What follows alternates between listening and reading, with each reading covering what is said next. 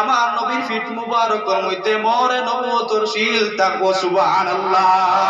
হযরত সালমান ফারসি খেজুরের বাগানও কাজ করেন আর মনে মনে করেন না জানি কোন দিন ইয়াসরিবের জমিন নবী কামলিওয়ালা রাহমাতুল লিল আলামিন আইবা আর আমি সালমানে ওই নবীর পরীক্ষা নিরীক্ষা করিয়া নবী বুঝমু বুঝিয়া নবীর কাছে ঈমান আনমু ইসলাম কবুল করমু আর আমার জীবন ধন্য করমু। খেজুর বাগানও কাজ কাম করেন আর মনে মনে চিন্তা করেন বিরহ বেদনার গান গান চিন্তা ভাবনা করেন আর কোন সময় হাসেন কোন সময় কান্দেন কোন সময় সুখের কান্দা কান্দেন কোন সময় দুঃখের কান্দা কান্দেন আর হযরত সালমান ফারসি খেজুরের বাগানও কাজ কাম করেন।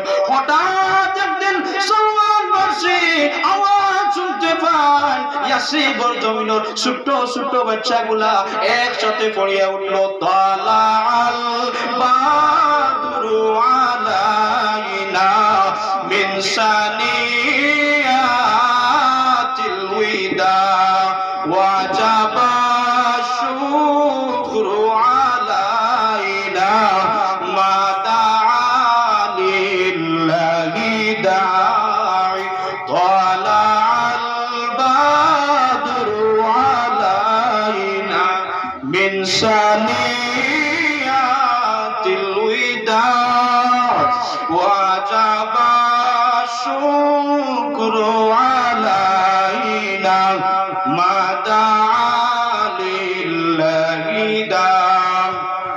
হযরত সালমান ফারসি হঠাৎ একদিন ইয়াসরিবের জমিন কি জানি একটা আওয়াজ ইয়াসরিবের ছোট ছোট বাচ্চাতে তালাল বাদরু আলাইনা কইয়া আওয়াজ শোনা যায়। হযরত সালমান ফারসি মুনিবের কথা অনুযায়ী সালমান ফারসি কয়েকটা খেজুর লইয়া আমার নবীর দরবারে যায় গিয়া বলেন ইয়া রাসূলুল্লাহ ইয়া হাবিবাল্লাহ আপনার জন্য সদকা।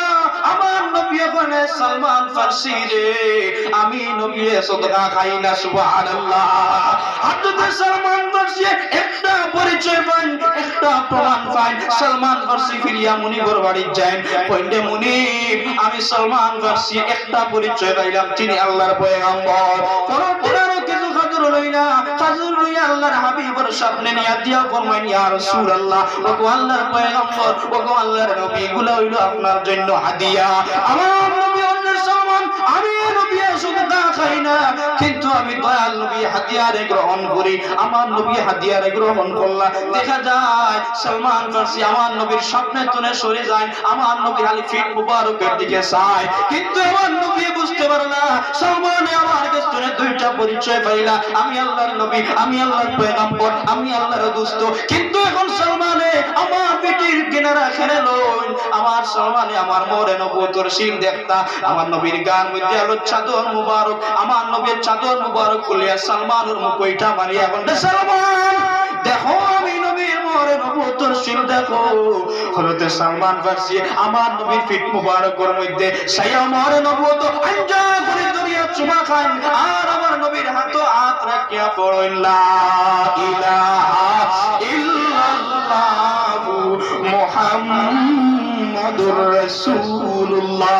হযরত সালমান ফারসি মুসলমান হইলা দেখা যায় সালমান ফারসি মুসলমান হইলা কিন্তু সালমান ফারসি চোখ দ্বারা জল পড়ে সালমান ফারসির মনটা আগে আসবে খুশি এখন হয়ে যায় বেজার। আমার নবী বলেন সালমান তোমার মনটা বেজার কি তোমার চোখ জল কেনে রে সালমান।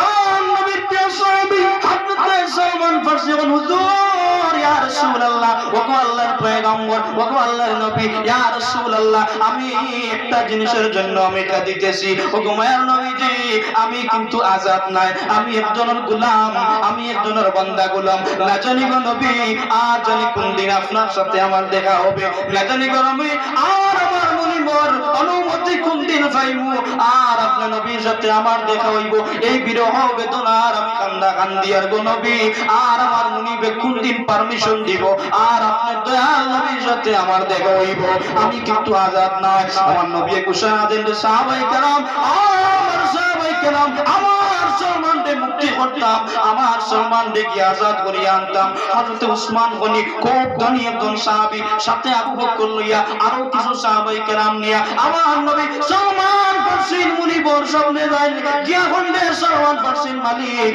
ও সলমান ফার্সির মুনিব, তুমি কি দিলে আমার সলমানকে মুক্ত করে দিবা? সুবহানাল্লাহ। হযরত সলমান ফার্সির মুনিব যেটা মালিক আসলো, অনেক চালু মানুষটা দেখলো হযরত উসমান গনি ধনী মানুষ লোকে আসেন, বেশি যদি সম্পদ কই দিতে কোনো অভাব হইতো না।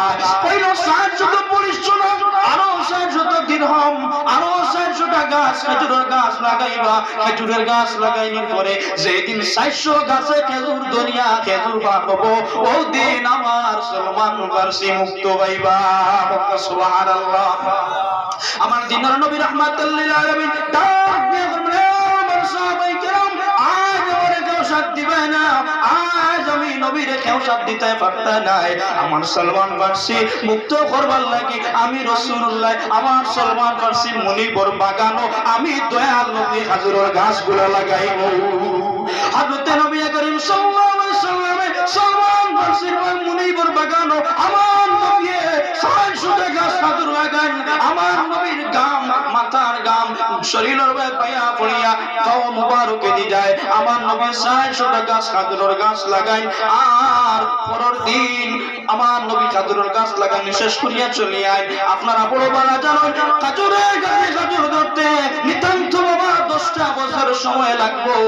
আমার নবী পরের বছর যেই দিন আবার সলমান ফার্সি মুনিবর কিনারা, এই বাগানের কিনারা দিয়ে আমার নবীর সফর করলো, যাওয়া করলো। আমার নবী দেখতে পারেন সলমান ফার্সি মুনিবর বাগানের সব খেজুরগুলা একসাথে খেজুর ধরিয়া বাকি যায়। সুবহানাল্লাহ। আমার নবী বলেন, সলমান তোমার মুনিবরে ডাকো, তোমার মালিকরে ডাকো, তোমার পাদ্রীকে ডাকো। আমি নবী যে খেজুরগুলা খেজুর গাছের মধ্যে খেজুর লাগাইলাম, ওরে সলমান সব গাছ একসাথে খেজুর ধরিয়া পাকি গেল। এখন তোমার মালিকরে, তোমার মুনিবরে, তোমার পাদ্রীরে একটা একটা করে গনিয়া সমঝায়। হযরত সলমান ফার্সির মুনিব আইলো, আমার নবী একটা একটা করিয়া খেজুরের গাছ ফাকনা খেজুরের গাছ সমঝাইতে আসেন। ৩৯৯টা দেখা যায় গাছ খেজুর ধরলো, একটা গাছের মধ্যে খেজুর নাই। সুবহানাল্লাহ। আমার নবী খেজুরের গাছ ধরিয়া বলে, খেজুরের গাছ না জানি এরকম কতদিন আমার সলমান রে তুমি গোলাম বানাইয়া রাখবাই রে। ও খেজুরের গাছ ৩৯৯টায় ধরলো, আর তুমি কেনে ধরলাই না রে? ও খেজুরের গাছ আর না জানি আমার সলমান রে তুমি কতদিন গোলাম বানাইবা।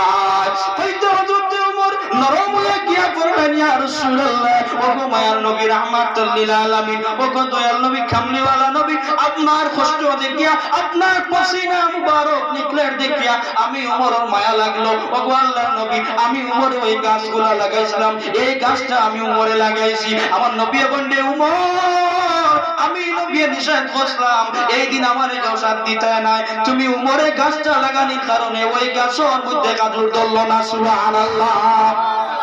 আমার নবী রাহমাতুল লিল আলামিন খেজুরের গাছে টান মারিয়াও গেলেন, উগালিয়া গন্ডে খেজুরের গাছ তোর ইচ্ছা আর কতদিন আমার সলমান দে গোলাম বানাইয়া রাখবে। হইয়াও আমার নবী খেজুরের গাছ উগালিয়া জায়গা তুইয়া ফিরিয়া সায়া দেখেন খেজুরের গাছ দুলাইয়া রুয়ার সাথে সাথে খেজুর দরিয়া পাকি যায়। সুবহানাল্লাহ।